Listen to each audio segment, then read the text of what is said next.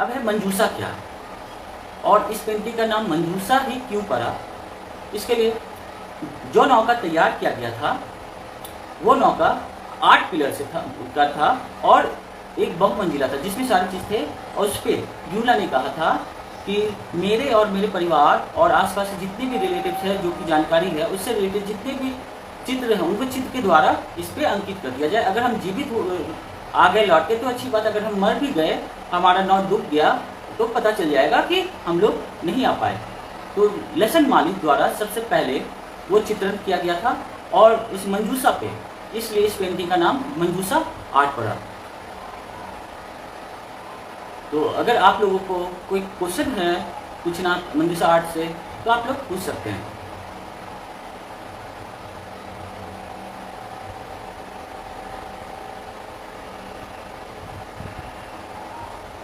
आप लोग मैसेज करके, जो भी हमारे दर्शक हैं वो मैसेज करके क्वेश्चन पूछ सकते हैं मंजूषा से रिलेटेड।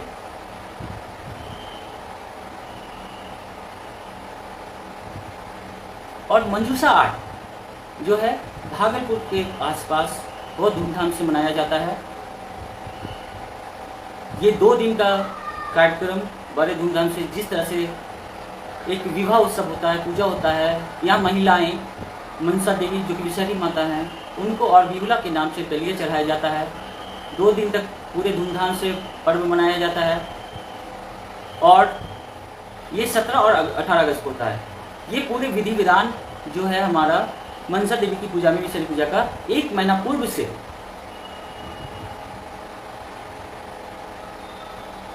अच्छा, एक पिंकी भगत जी का क्वेश्चन है, 5 बहन के नाम और उनके अस्त्र बताएं। हाँ, पिंकी जी बता रहे हैं, जया विषहरी जो है उनको सबके नाम में विषहरी जोड़ा जाता है, विषहरी। तो जया के हाथ में तीर धनुष और अमृत कलश, माया के हाथ में नाग कलश और सर्प, मैना के हाथ में ये आपका एक मैना और सर्प, पद्मा के हाथ में एक कमल पुष्प एक हाथ में और एक हाथ में सर्प, और दोतिला जो कि अदिति के नाम से भी जानी जाती है। दोतिला के एक हाथ में सूर्य और एक हाथ में नाग। मीन्स मनसा देवी और जो विषहरी हैं तो सभी के हाथों में एक ना एक अस्त्र होता है। और कोई क्वेश्चन हो आप सभी का तो आप लोग पूछ सकते हैं।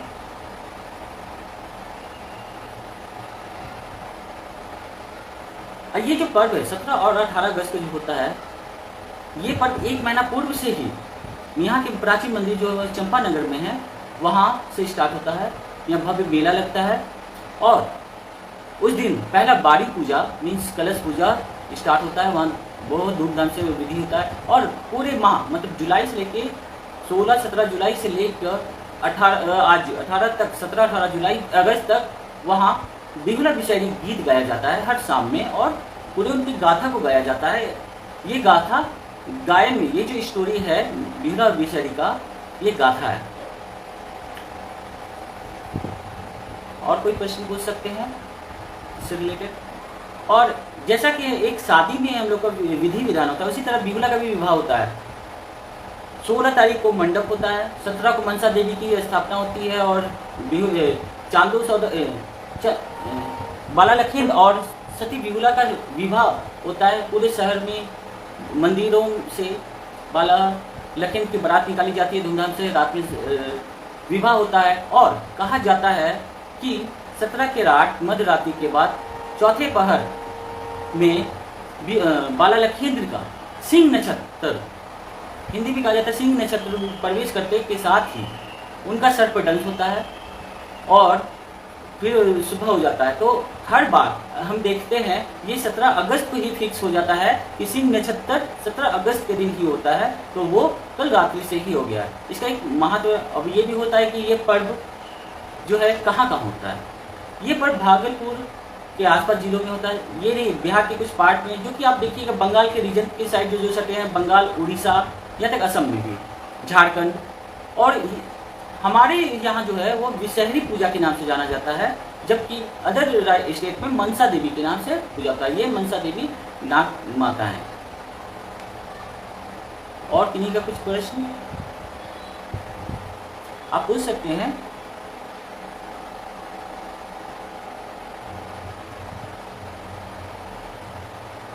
बता देते हैं बिहुला के भी माता पिता और बाला लखेंदी के पिता का नाम चंद्रधर सौदागर था, जिसको चांदू सौदागर भी कहते थे, और सोनिका साहुन नाम थी माता का। और वहीं बिहुला के पिता का नाम था वासु सौदागर और मोनिका साहुन। मीन्स बाला लखेंद्र के माता पिता हुए चंद्रधर सौदागर और सोनिका साहुन, और इधर वासु सौदागर बिहुला के पिता हुए और मोनिका साहुन उनकी माता।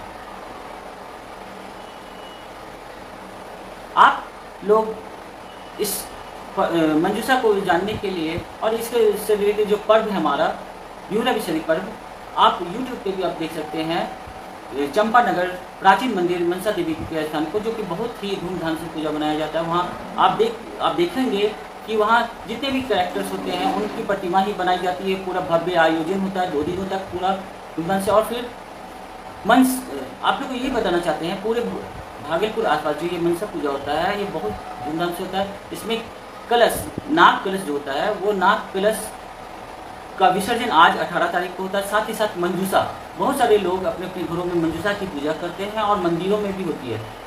और उस मंजूषा को आज 18 तारीख को 2 बजे 3 बजे के बाद सभी कोई गंगा में प्रवाहित करते हैं। और किसी का प्रश्न? तो आज का सेशन यहीं पे समाप्त करते हैं। अधिक जानकारी के लिए आप हमारे इंस्टाग्राम आईडी से जुड़ के मैसेज कर सकते हैं, या आप हमें यूट्यूब चैनल पे भी मैसेज कर सकते हैं। और अधिक से अधिक आप हमारे चैनल को सब्सक्राइब कर सकते हैं और शेयर कर सकते हैं। और अपनी लोक कला, बिहार की लोक कला को जानने के लिए हर सेशन में नए नए कलाकारों से हम लोग रूबरू होंगे।